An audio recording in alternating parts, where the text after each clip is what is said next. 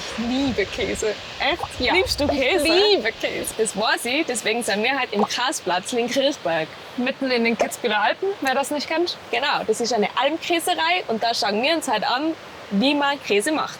Geil. Kommt's mit. Baby, schläf unter mein Pullover. Die Oma hat ein Gulasch gemacht. So, bevor wir jetzt in die Käserei gehen, einmal Schutzausrüstung. genau. Vorne sind die Knöpfe. Bisschen groß für dich, hm? Fesch. Das starten wir. Ja. Gut. Dann. Also ich esse ja lieber, als wie ich rieche, gell? Und sie ist jetzt gerade am Butter machen. Also wir haben da jetzt die Butter, die fertige. Wir haben da die Buttermodel, da ist eben Edelweiß. Buttermode. Model, ja. Was ist eine Mode? Das ist die Form. Mode. Model. Mode. Wird die Butter hineingedrückt und dann wird sie Abgezogen. Achtung, kann spritzen. Jetzt habe ich auch Butter im Gesicht. Mit dem Edelweiß. Die wird nachher eingekühlt, oder? genau. Also von Anfang an, du hast jetzt hier 800 Liter Milch reingekippt. Und aus dem wird dann Käse oder Butter. Für einen guten Käse holt man sich am besten Almilch. Die kocht man auf und kühlt sie wieder ab. Sobald sie einmal 30 Grad hat, gibt man Laub dazu. Das sorgt dafür, dass sich die Molke abtrennt. Was übrig bleibt, ist so puddingartig und wird dann mit der Käseharfe geschnitten. Die Stückeln, die so entstehen, heißt man Bruch. Je kleiner der Bruch, desto härter wird auch der Käse. Wenn man mit dem Schneiden fertig ist, kommt das Ganze in Formen. Dort wird es richtig festgedruckt und die restliche Molke rausgequetscht. Das ist dann eigentlich schon ein frischer Käse und der darf jetzt ins Salzbad zum Rasten. Und danach kommt er in den Keller zum Reifen. Wie ist das so? Glitschig. Aber echt wie Hüttenkäse. So.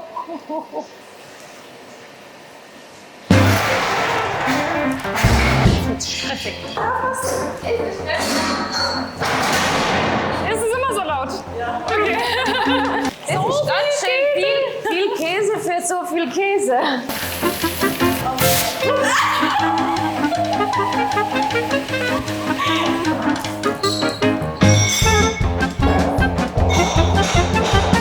Jetzt warte mal, schau. Die Käseüberreste, Molkebier, weißt du noch? Molkebier. Ah, Ja, ich habe ein Molkebier. schräg. Sauna.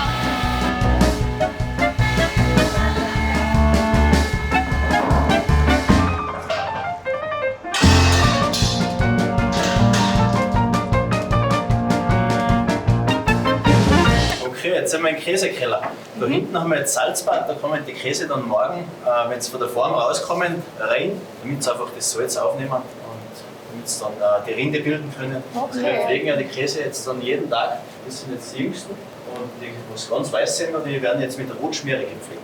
Am Anfang jeden Tag und dann jeden zweiten, dritten Tag. Dann werden sie auf der einen Seite relativ trocken, also der muss mindestens 3 Monate reifen. Und je länger er reift, desto intensiver der Desto Käse. intensiver, ja, und würziger. Die haben jetzt ca. 30 Kilo. 30 Kilo. Ja, das Krafttraining kannst du sparen. Das können wir sparen, ja. Das kann sein. Das ist ein Käse.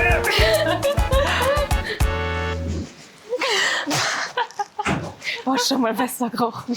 Wow. Es ist nass, es ist stressig, es ist stinkig, aber es ist cool. Es ist cool. Es ist cool mal zu sehen, aber noch cooler ist es, den Käse zu essen. Auf das freue ich mich. Ja, richtig. Der von letztem Jahr im Sommer. Das ist der gute anscheinend. Achso, und nicht vergessen, abonnieren und liken. Und kommentieren. Das ging aber schnell. Genau. Welches ist jetzt der, den wir da gemacht haben? Ja. Könnt ihr eben sehen?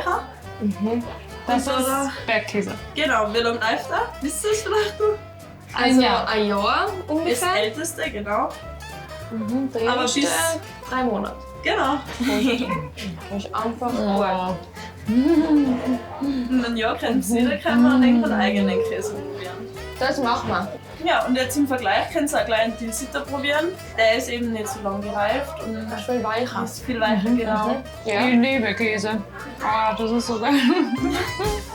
Zu den Kusen. Mal wieder im Stall. Und das sind die Kühe, die dann die Milch geben. Ja, genau. Also wir haben insgesamt 140 Stück Vieh. 70 davon sind Milchkühe. Das heißt, von 70 Kühen wird die Milch zweimal am Tag gemolken und kommt dann direkt in die Käserei durch eine Milchleitung. Also wir sind ein Frischer relativ geht's, moderne Alm, moderner Stall. Ein Laufstall, die Kühe dürfen sich immer frei bewegen und sind am Tag im Stall und in der Nacht draußen, dass es ihnen nicht zu heiß ist am Tag. Und dann haben sie in der Nacht viel Ruhe und können frische Kräuter und frisches Gras fressen. Aber das sind jetzt hier keine 70 Kühe, glaube Ja, genau, richtig erkannt.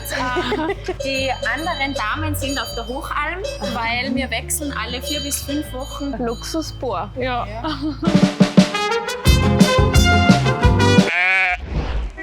Eine Alm nennt man das Gebiet, in dem das Nutzvieh den Sommer verbringt. Also eine Wiesen am Berg. Lei, dass die Kühe, Schafe und Pferde durch das Weiden seit Jahrhunderten selber dafür sorgen, dass die Alm eine Wiesen bleibt und kein verbuschtes Gebiet wird.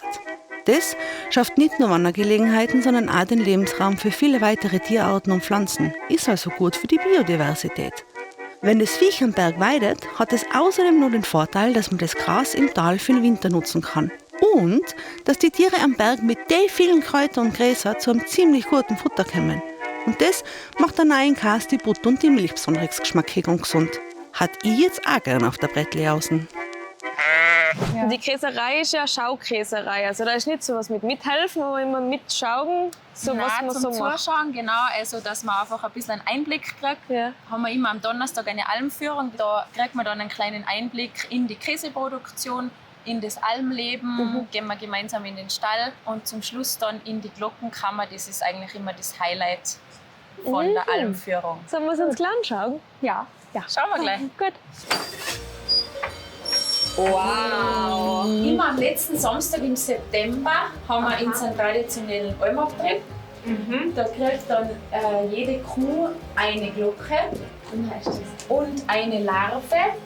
Und da schnitzt der Christoph, der ist den ganzen Sommer bei uns auf der Alm und betreut eben die Kühe, schnitzt er dann Bäume, die kommen da rein, Almrosen, vorne aus Krepppapier und Seidenpapier und hinten alles so Fähnchen, genau, dass das dann schön wallt. Und dann kriegt jede Kuh eben auch so eine Larve, dann werden alle geputzt, gestriegelt und ganz schön hergerichtet. Eine gleich große Glocke wie die Chrissy.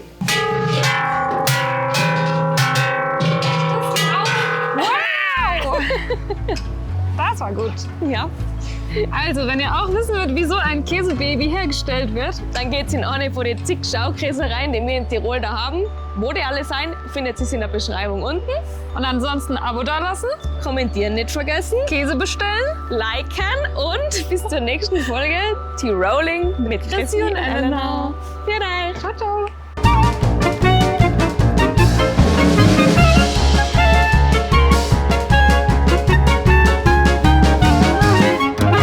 Ich mag eigentlich gar keinen Käse. Käse!